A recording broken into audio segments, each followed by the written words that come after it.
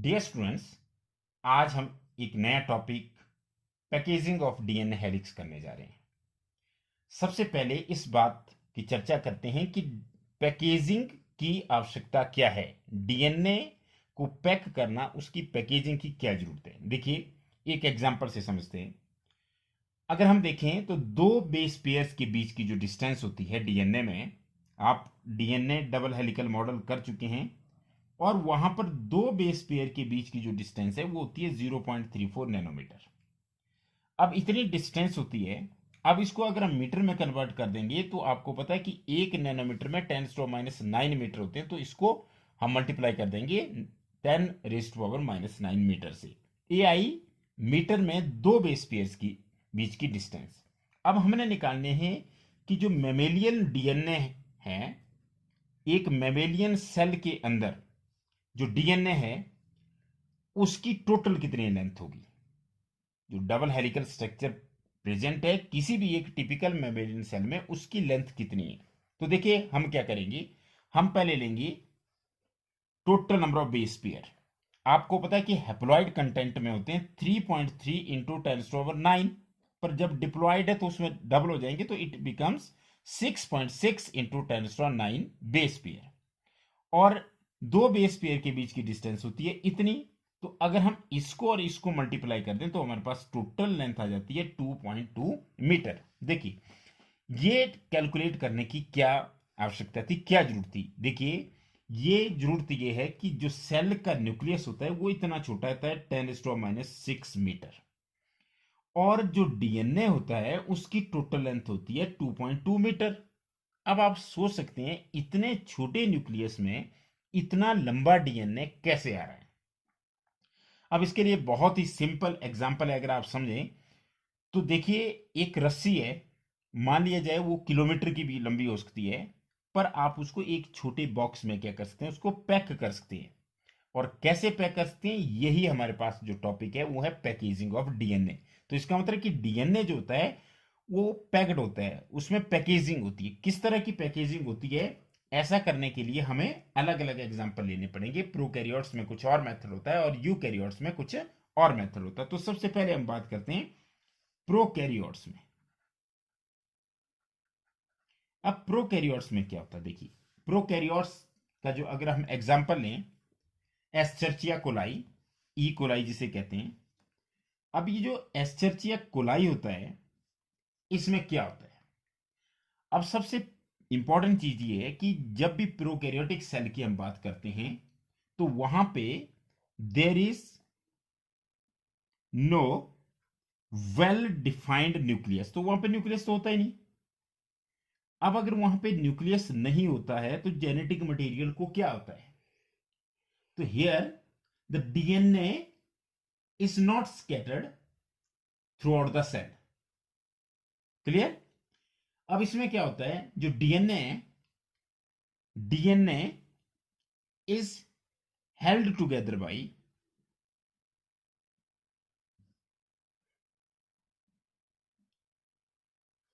Some proteins.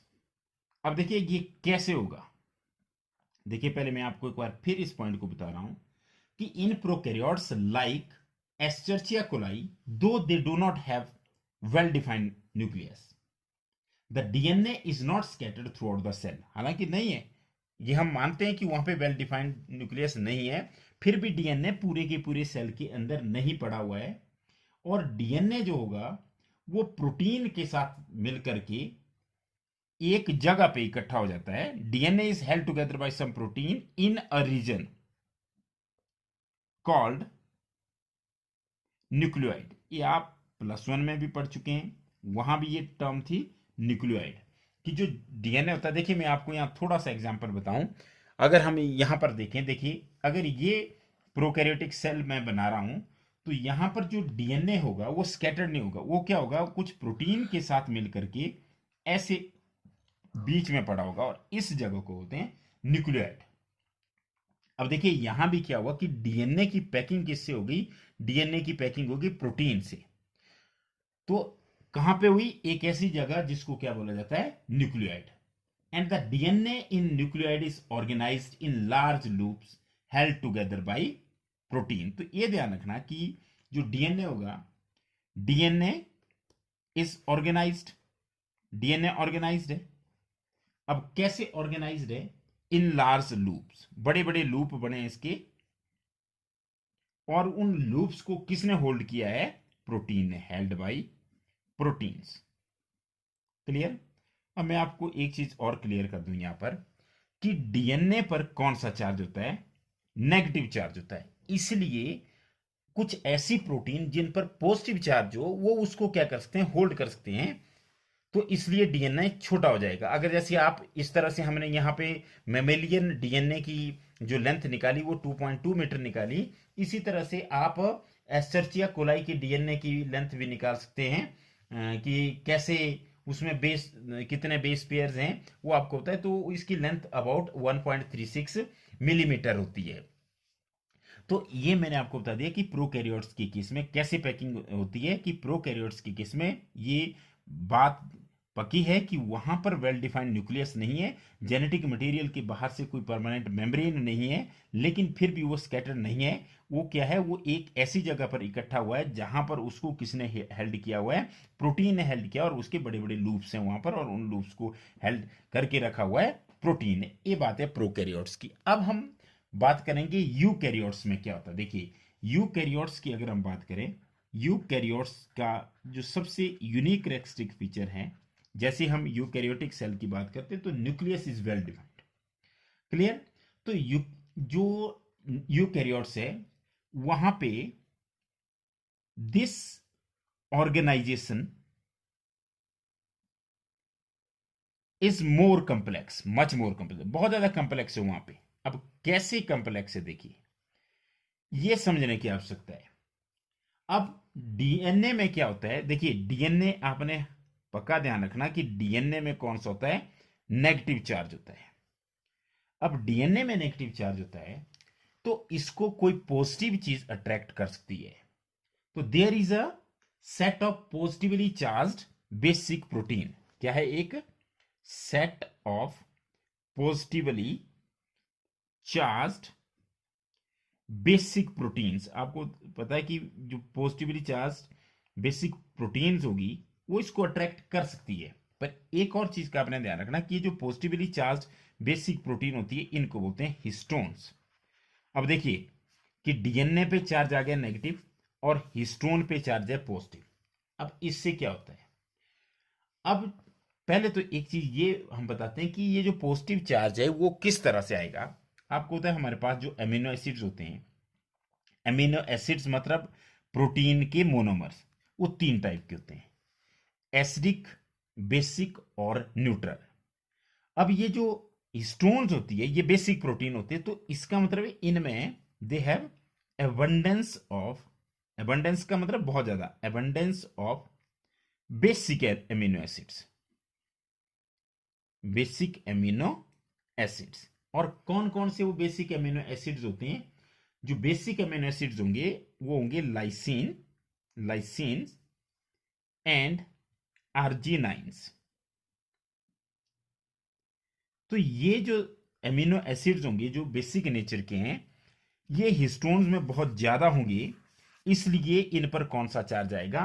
Positive charge आएगा। अब एक चीज क्लियर होगी, डीएनए पे नेगेटिव चार्ज और हिस्टोन्स पे पॉजिटिव चार्ज। हिस्टोन पे क्यों पॉजिटिव चार्ज? क्योंकि इनमें ऐसे एमिनो एसिड्स हैं जो कि बेसिक एमिनो एसिड्स हैं, और बेसिक एमिनो एसिड भी कौन से हैं? Lysines and arginines. अब इससे क्या होगा? अब ये जो दोनों एमिनो एसिड्स होते हैं इनमें पॉजिटिव चार्ज होता है, इनकी साइड चेन में, both of them they have positive charge on their side chains. इनकी जो साइड चेन्स होगी, आर जिसे बोलते हैं, क्योंकि जो साइड चेन है वही डिफर करती है, तो इसमें पॉजिटिव चार्ज होता है। अब इनमें पॉजिटिव चार्ज होता है, ये क्या करती है? ये 8 जो हिस्टोन के मॉलिक्यूल्स होते हैं, 8 हिस्टोन के मॉलिक्यूल, ठीक है, और 8 को बोलते हैं ऑक्टामर। ये देखिए, ये दिखा रहा हूं मैं यहां पे, ये है हिस्टोन ऑक्टामर। क्लियर?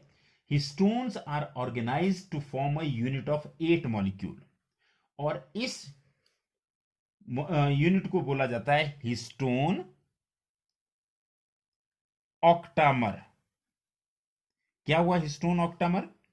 मतलब कितनी हिस्टोन्स इकट्ठी हुई, कितने मॉलिक्यूल इकट्ठे हुए, 8। और ये देखिए जो येलो कलर का अंदर बनाया हुआ है, ये पूरे का पूरा जो रिंग है, इसमें आप ये समझ लीजिए कि जैसे अगर आप ऐसे ऐसे बनाएं तो टोटल कितने हो जाएंगे, 8 हो जाएंगे। और वो बना देते हैं एक हिस्टोन ऑक्टामर। अब हिस्टोन ऑक्टामर पे कौन सा चार्ज है, देखिए मैं आपको बता दूं, हिस्टोन ऑक्टामर पे होता है पॉजिटिव चार्ज। क्यों? क्योंकि हिस्टोन ऑक्टामर में, ये ऑक्टामर मतलब ऐसी इसमें जो ये जो यूनिट है, इसमें कितने, 8 हिस्टोन के मॉलिक्यूल्स हैं और उनमें पॉजिटिव चार्ज है। अब मैंने आपको बताया डीएनए में क्या है, नेगेटिव चार्ज है। तो अब इससे क्या होगा, जो नेगेटिवली चार्ज डीएनए है, it is wrapped around the positively charged histone octamer. देखिए अब ये बन गए 8, हमारे पास क्या हो गए, 8 हिस्टोन के मॉलिक्यूल आ गए जिन पर पॉजिटिव चार्ज है, और इस स्ट्रक्चर को बोला, इसको बोला गया हिस्टोन ऑक्टामर। अब क्योंकि इस डीएनए पे, ये देखिए ये डीएनए, इस पे कौन सा चार्ज होता है, नेगेटिव। तो डीएनए क्या करेगा, जो डीएनए है इसमें इस स्टोन ऑक्टामर के चारों ओर लिपट जाएगा, इसके चारों ओर रैप कर जाएगा। Clear? The negatively charge DNA is wrapped around the positively charge histone octamer to form a structure called nucleosome. Clear? तो देखिए ये क्या है, ये डीएनए है, ये हिस्टोन का ऑक्टामर है, और इसमें से जो H1 वाली होती है, देखिए ये इस तरह से होती है हिस्टोन। ये कौन सी हिस्टोन है हमारे पास, ये H1 हिस्टोन है। क्लियर? अब देखिए क्या है, ये हमारे पास आ गया कोर ऑफ हिस्टोन मॉलिक्यूल का कोर आ गया। तो अब देखिए, अब ये जो डीएनए, अगर इसमें ये हिस्टोन का ऑक्टामर नहीं होता तो ये लंबा थ्रेड होता है, ऐसे लंबा। अब जैसे ही आप रस्सी में गांठ मारते हैं, उसी तरह से ये समझ लीजिए कि आपने रस्सी में क्या किया, एक बॉल ली, उस बॉल के अंदर 8 छोटी छोटी बॉल्स हैं, तो वो बन गया, और उसके चारों ओर आपने एक रस्सी की गांठ मार दी। तो ये जो दोनों मिलकर के क्या, हिस्टोन का ऑक्टामर और ये जो डीएनए की जो चेन है, डीएनए की जो स्ट्रैंड है जो इसके चारों ओर लिपटी है, ये मिलकर के बनाते हैं न्यूक्लियोसोम। This is nucleosome. देखिए, तो इसका मतलब है कि जो पैकेजिंग होती है वो किसकी वजह से होती है, वो न्यूक्लियोसोम की वजह से होती है, न्यूक्लियोसोम्स बन जाते हैं। तो व्हाट इज न्यूक्लियोसाइड? तो ये सबसे इंपॉर्टेंट है कि histones are organised in a group of 8। Clear? कितने मॉलिक्यूल हो गए, in a group of 8 molecules. अब क्या बोलेंगे इसको, called histone octamer. Histone octamer बन गया, ये इसका कोर है, हिस्टोन ऑक्टामर बन गया। कब? जब 8 हिस्टोन्स इकट्ठे हुए तो बन गया हिस्टोन ऑक्टामर। अब क्या आगे हम, the negatively charged, the negatively charged DNA. Clear? DNA पे कौन सा चार्ज है, नेगेटिवली, इज रैप्ड, किसके साथ रैप कर जाएगा, इसी स्टोन ऑक्टामर के साथ, around the positively charged, around the positively charged histone octamer to form nucleosome, to form nucleosome. ये देखिए, ये जो बीड्स हैं, देखिए अभी आप स्क्रीन पे एक स्ट्रक्चर देख रहे हैं, वहां पे आपको स्ट्रिंग में बीड्स नजर आ रहे हैं। एनसीईआरटी की ये पिक्चर है, इलेक्ट्रॉन माइक्रोस्कोपिक पिक्चर है, और आप देखेंगे कि जो थ्रेड्स आपको नजर आ रहे हैं वो बिल्कुल एक जैसी लेंथ की नहीं है, उनकी ब्रेड्थ जो है एक बराबर नहीं है, बीच बीच में उनमें इस तरह के नजर आ रहे हैं। आप जब देखेंगे तो ये देखिए इस तरह के नजर आ रहे हैं। तो ये जो पॉइंट है ये क्या डिनोट करे, ये न्यूक्लियोसोम करते हैं। क्लियर? और typical nucleosome contains 200 base pair of DNA helix. तो ये जो एक न्यूक्लियोसोम है, इसमें कितने आ जाएंगे, 200 बेस पेयर आ जाएंगे। तो देखिए अब 200 बेस पेयर कितना लंबा होता, लेकिन इसमें वो क्वाइल कर गया तो और छोटा हो गया। तो इसका मतलब है कि जो बहुत लंबा डीएनए था वो न्यूक्लियोसोम की वजह से अब उसकी पैकिंग हो गई है। अब nucleosomes constitute the repeating unit of a structure in the nucleus of the cell called chromatin। मतलब क्या है कि क्रोमेटिन जैसे अगर हम इसको देखें तो ये देखिए, ये एक न्यूक्लियोसोम है, ये दूसरा न्यूक्लियोसोम है, तीसरा न्यूक्लियोसोम है, ये देखिए। और ये स्ट्रक्चर क्या है? ये है क्रोमेटिन। कौन सा स्ट्रक्चर है? क्रोमेटिन। क्रोमेटिन के जो रिपीटिंग यूनिट होते हैं उन्हें कहते हैं nucleosomes. That is the nucleosomes constitute the repeating unit of a structure in the nucleus and that structure is called a chromatin.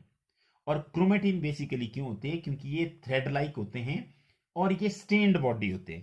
Croma मतलब कलर, तो क्रोमेटिन क्या होते हैं? These are the thread like stained structure which are present in the nucleus structure, and these are in the they have a beaded appearance, and these they have the repeating units nucleosomes. clear?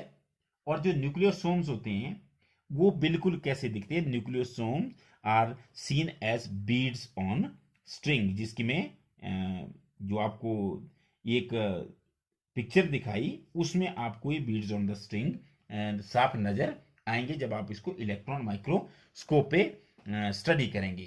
देखिए, अब जब हम बात करेंगे जो the beads on the string structure in chromatin is packed to form chromatin fibre. फिर वो chromatin fibre बनाएंगे और क्रोमेटिन फाइबर मेटाफेज स्टेज पे कंडेंस करके क्या बना देते हैं? क्रोमोसोम्स बना देंगे। अब अगर इससे और ज्यादा पैकेजिंग करनी है तो उसके लिए एक और प्रोटीन का सेट लगेगा, एडिशनल सेट ऑफ प्रोटीन लगेगा, जिसको हम बोलते हैं non histone chromosomal proteins. Clear? तो इसकी बात हम अगले वीडियो में करेंगे, क्योंकि वहां पर हम ये चर्चा करेंगे कि यूक्रोमेटिन क्या होती है और हेट्रोक्रोमेटिन क्या होती है। तो आज हमने केवल न्यूक्लियोसोम तक किया।